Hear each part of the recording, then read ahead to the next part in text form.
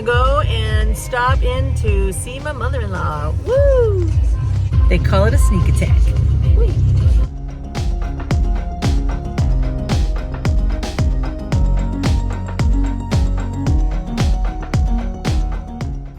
I gotta go get my eyeglasses. I'm here at, this is Mr. Fry's old driveway.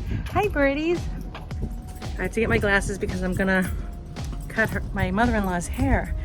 I'm so excited to do it. I had to show up unexpectedly. So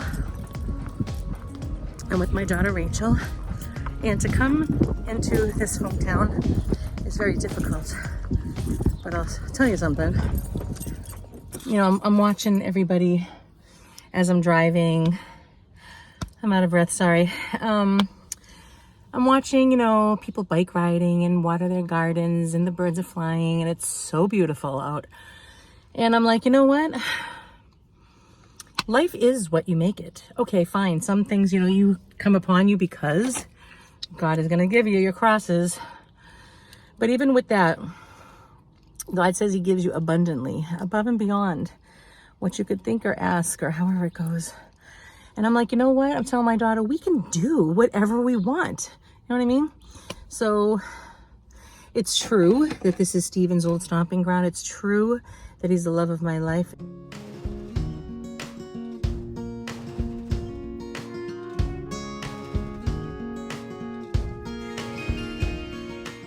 It's true that I will cherish that all forever. And I was telling my daughter, I'm like, you know what?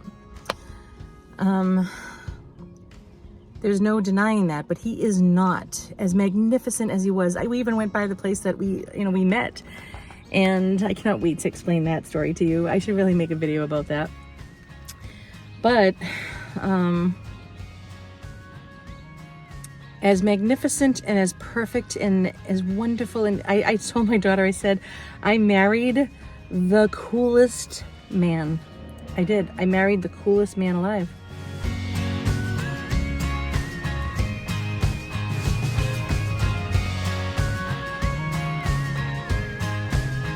I just did. And why is that important? Because it does. It's wonderful. When you marry the coolest man alive, you know, on GQ, they have like the sexiest man alive, whatever it was. I married the coolest.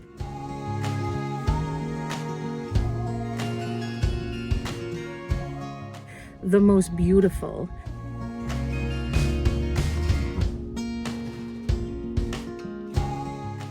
I did. And so with all that being said, I cannot change this. You know, I say it's so frustrating. It's like as if I were to run down the street. The only way I can express how this feels and the frustration that it feels to lose your beloved is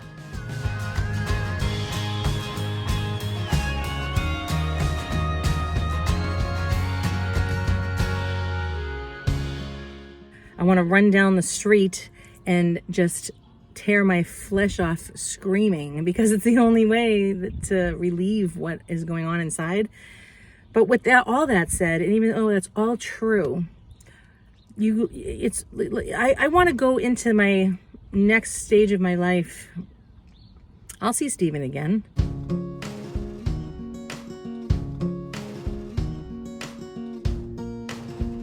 Of course I will. That's my Catholic faith.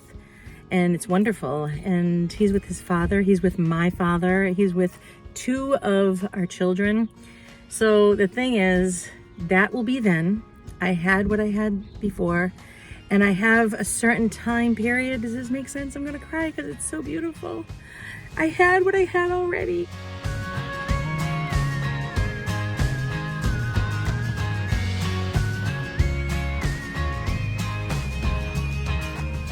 And I'm gonna have it later too, but right now, these are tears of joy.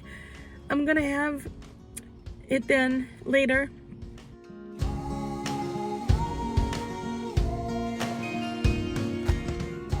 I'll meet up with my beloved family and Stephen and my children that I never really knew. But all we have is right now. And I know why I'm receiving all of this, because I asked God to meet me today and to show me things. And And he always says that when you seek him out, he will draw near to you. So I have only this chunk of time left. So I'm 52. So for the rest of my life, that's all that I have. I have later, but that is its own little chapter too. So I have to make the very best right now.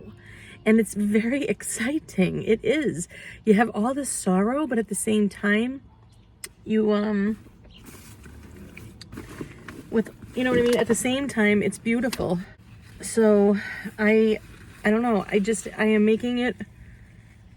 making it worthwhile now, you know? It's exciting. It's exciting. It is, because I don't know what God has in store. Why am I still alive? Why are you still alive? Because we have work to do. We have a mission. There's a mission for us. What is it? I don't know. But it's exciting. You know, there was a time, I'm going to let you go. I have to go and cut her hair. But there was a time we were all driving to go take the kids tubing, snow tubing. And I was sitting in the passenger seat as he was driving, and I said, I'm so excited. I feel like God is going to do something really big. I said, I don't know what it is. I said, but I feel like I'm ready for it, you know? And I started a school. I did. I started a school for homeschooling families in another town entirely, once a week for a whole year. It was beautiful. It was so beautiful. But see, and it just, the way it came upon, oh my gosh, that is a whole story in itself. It was all miraculous. It really was. So I am excited. I don't know what it is. But I'm excited to see what God has in store. I mean, he already made my very first part of my life wonderful. Wonderful. I got to marry the man of my dreams. Like, what? Okay, so that part is over, and I am excited to see what the next chapter is. Am I going to be a nun? Am I going to get married to another marvelous man? Am I going to stay single? I mean, what is it? I don't know. I don't know, because they're all beautiful.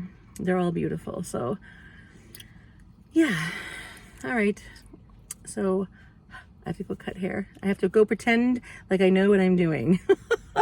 And it always comes out really good. Don't ask me how. Oh, I know how. I pray first. No, it's like I can say to myself, well, Steven's not here anymore. And I could cry and I could be upset. But the thing is, I'm still a part. And he's still a part. We're a part of this journey together. I'm still on his land, his property with his family. You know? And the ones that we created together. So it's all good. Today is my father's birthday.